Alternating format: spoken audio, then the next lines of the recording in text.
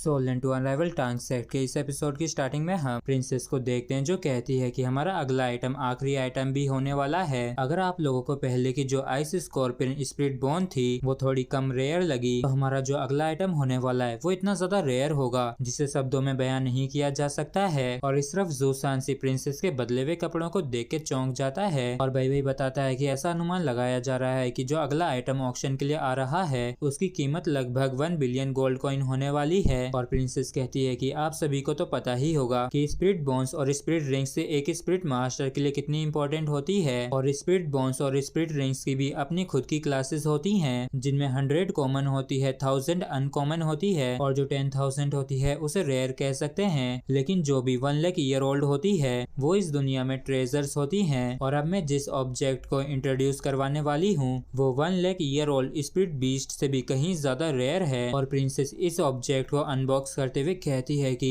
जो कि 1 lakh year spirit beast reincarnation है। और जैसे ये ऑब्जेक्ट अनबॉक्स होता है तो इसमें से काफी तगड़ी रोशनी निकलती है और यह और वांडो काफी ज्यादा चौंक जाते हैं जब ये दोनों स्पिरिट बीस्ट रीइंकार्नेशन और 1 लाख ईयर ओल्ड सुनते हैं और ये कहते हैं कि आखिर ऐसा कैसे पॉसिबल हो सकता है। और फिर प्रिंसेस कहती है कि हाँ, ये 1 lakh year old spirit beast है, इसे तब पकड़ा गया है जब ये ह्यूमन फॉर्म में रीइंकार्नेट होने के प्रोसेस के बीच में थी। और सभी वीआईपी रूम्स में जितने भी लोग होते हैं वो सभी ही काफी ज्यादा हैरान होते हैं और कहते हैं कि हमने बिल्कुल भी नहीं सोचा था कि यहाँ पे इस तरीके का ट्रेजर होगा। और फिर प्रिंसेस कहती है कि ये कोई 1 lakh year old spirit ring या फिर स्पिरिट बोन नहीं है, दूसरे शब्दों में कहा जाए तो ये अनबॉर्न बेबी है। इसका मतलब ये है कि इस स्पिरिट बीस्ट को मारना काफी आसान होगा और इतनी ही आसानी से 1 lakh year old spirit ring और एक स्पिरिट बोन को हासिल किया जा सकता है। और यहाँ तक कि इससे ज्यादा इम्पोर्टेंट बात यह है कि जब इसे रीइंकार्नेट करते हुए पकड़ा गया तब इसकी सारी मेमोरीज को भी सील कर दिया गया क्लास 9 के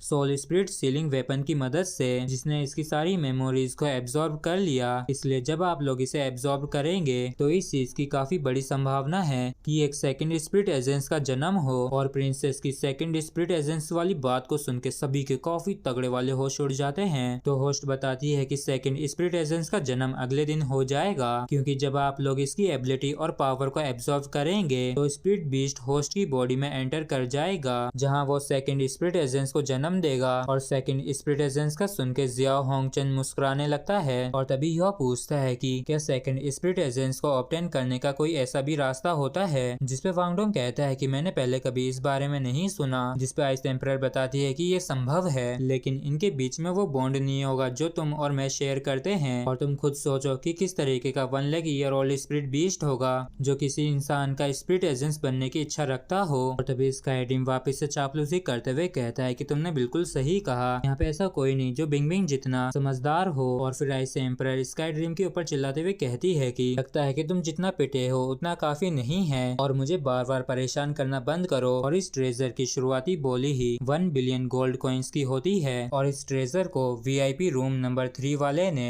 1.5 बिलियन गोल्ड कॉइन्स में हासिल कर लिया होता है। और ज़ूसांसी काफी ज्यादा हैरान होते हुए कहता है कि आखिर यहाँ पे ऐसा कौन है जो इतना ज्यादा खर्च कर सका है। इस पे भाई कहता है कि वो सच में काफी रईस होगा। और भाई लोग इस ट्रेजर को खरीदने वाला और कोई नहीं जियाओ होंगचन होता है, जो कि इस ट्रेजर को हासिल करके काफी खुश होता है। और तभी कोई कहता है कि इसने तो मेरी आंखें ही खोल दी, चलो अब यहाँ से चल के आराम करते हैं। और टीचर वांग कहते हैं कि मैंने 10 एलिमेंट सोल स्पिरिट बॉम्ब को अकेडमी भेज दिया है और 2 दिनों बाद तुम लोगों की fight royal spirit high spirit master academy से होगा। और जब युहाओ और यहाँ से जा ही रहे होते हैं तभी युहाओ का ध्यान होंगचन पे जाता है और होंगचन कहता है कि डुअल स्पिरिट एजेंस की बात तो सच में अलग ही होती है। तो युहाओ इससे कहता है कि मैंने जो इसके साथ जन्म लिया है मैं इसका कुछ नहीं कर सकता हूँ और न ही उन लोगों की मदद कर सकता हूँ जो मुझसे जलते हैं। और इस बात पे होंगचन जाते हुए कहता है कि 1 लाख ईयर रीइंकार्नेशन बीस्ट मेरे हाथों में है और अब मुझे बस सेकंड स्पिरिट एजेंस मिलने का इंतजार है। और फिर होंगचन मन में कहता है कि चलो फिर देखते हैं कि क्या होता है और तब मैं सभी को बताऊंगा कि यहाँ पे असली जीनियस कौन है। जिसके बाद कोई भी जियाओ होंगचन को हल्के में लेने की हिम्मत नहीं कर सकेगा। और फिर हमें रात का सीन दिखाया जाता है जहाँ पे जंगल में युहाओ और वांगडोंग काफी ज्यादा थके हारे पड़े हुए होते हैं और तो और काफी खुश भी होते हैं। और वांगडोंग कहता है कि ये तो सच में काफी अमेजिंग था और लगता है कि इसे कंप्लीट करने के लिए हमें फॉरेस्ट में आने की जरूरत होगी और हमारी जो नई स्पिरिट फ्यूजन एबिलिटी है